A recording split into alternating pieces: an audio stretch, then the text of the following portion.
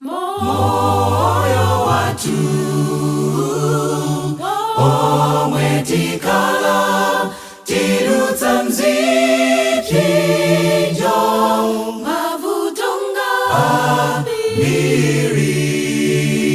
izi zonse siziza kalamu ya lupira nidza njalake Yesu tidzago jetsa nidza njalake Yesu tidzago jetsa monga uyo mkazi uja chovala cha Yesu nakudza tawi yomweyo moyo wake unachiritsidwa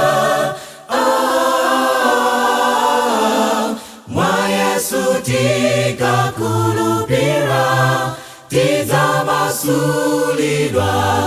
Ambuye ndiye potawira monga uyo mkazi uja chovala cha Yesu nakudza tawi yomweyo moyo wake unachiritsidwa mwa Yesu tikakulupira tidzamasulidwa Ambuye ndiye potawira dalila Ambuye zochita zako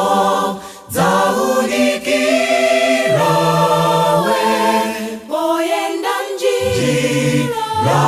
njirai posachedwa akudza mulemelelo litsitsa chona diuli nacho usa